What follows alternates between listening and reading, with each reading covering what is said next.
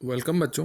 Today we are solving the exercise 10b. In the exercise 10b, the question first is saying determine if the following numbers are in proportion. ठीक है, जो given numbers आपको दिया हुआ है आपको ये बताना है कि ये प्रोपोर्शन में है कि नहीं. जब भी ऐसा क्वेश्चन आएगा तो आपको 4 नंबर्स गिवन रहेगा.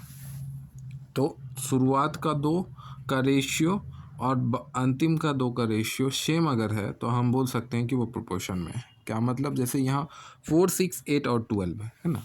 4, 6, 8 और 12 है तो 4:6 का जो रेशियो आना चाहिए वो इक्वल आना चाहिए 8:2 के, तभी ये चारों नंबर प्रोपोर्शन में होगा. चलो आओ करके देखते हैं.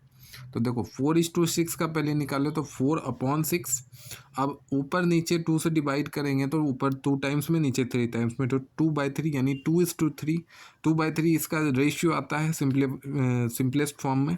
अब 8:2 के लिए 8/12 किए, ऊपर नीचे 2 से डिवाइड किए तो ऊपर नीचे फाइनली इसमें भी 2/3 आया. 2 बार कटेगा 2 से. तो दोनों जो रेशियो है यानी 4:6 इज इक्वल टू 8:12. तो दोनों रेशियो सेम हो गया, इसीलिए हम क्या बोलेंगे कि 4, 6, 8 और 12 आर इन प्रोपोर्शन. ठीक है. सेकेंड क्वेश्चन देखिए. सेकेंड क्वेश्चन में बोला है 7, 42, 13 एंड 78. अब इनको भी आपको पता करना है कि ये प्रोपोर्शन में है कि नहीं. तो पहला जो 2 नंबर का रेशियो है और जो लास्ट 2 नंबर का रेशियो है वो सेम आना चाहिए. तो 7:42 का रेशियो निकालने के लिए किए 7/42. 7/42 को 6 टाइम्स में कट करेगा तो 1:6 इसका आया. और 13:78 का क्या होगा, तो 13/78 करेंगे तो 13 6 टाइम्स में कटेगा तो 1/6 यानी 1:6. इसका भी 1:6, उसका भी 1:6. इसलिए क्या हुआ, therefore 7:42 इज इक्वल टू 13:78 यानी दोनों का रेशियो सेम आया.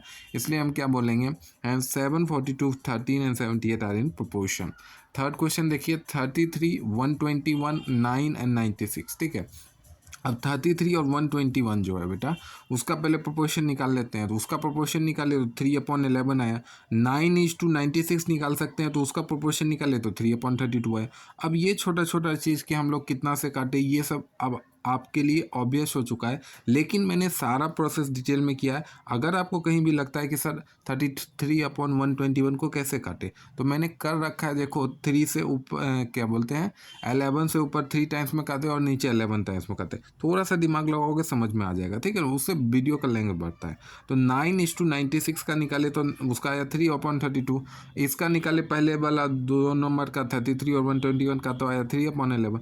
यहाँ पे तो दोनों का रेशियो सेम नहीं आया, तो यहाँ पे लिखे कि वो अनइक्वल आ गया. इसलिए hence these numbers are not in proportion. Fourth question देखिएगा 22, 33, 42, 63 है ना. 22, 33, 42, 63. तो 22/33 का जो रेशियो आता है वो आता है 2/3. और 42/63 यानी 42:63 का जो रेशियो आता है वो आता है 2/3. तो इसका रेशियो भी 2/3 और इसका भी 2:3. तो दोनों का रेशियो सेम हो गया. यहाँ लिखे therefore 22:3 is equal to 42:63. Hence this number 22, 33, 42, 63 are in proportion. Fifth question देखिए 32, 48, 70, 210. ठीक है. अब 32:48 क्या आता है रेशियो 2:3.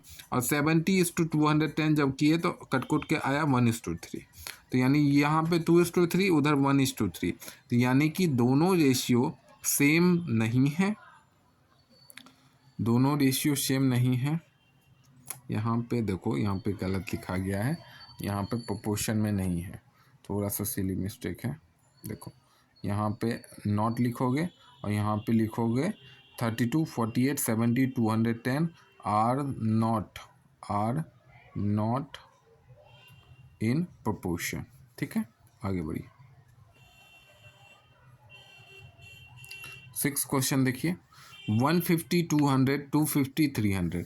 तो पहला 2 नंबर का रेशियो निकालते हैं 150 और 200. 150/200 किए तो 0 0 कट गया और ऊपर जो है 5 से डिवाइड दिए, नीचे में 5 से डिवाइड दिया, तो फाइनली 3:4 इसका सिंपलेस्ट रेशियो निकल के आया। अब 250/300 किए, 0 कट गया, तो 5 को ऊपर से 5 टाइम्स में, नीचे 6 टाइम्स, तो 5/6 यानी 5:6। दोनों रेशियो सेम नहीं है, इसलिए लिखेंगे 150:200 इज नॉट इक्वल टू 250:300। यहाँ नहीं कि फाइनली क्या लिखेंगे बेटा, hence 150, 200, 250 and 300 are not in proportion. Thank you for watching this video.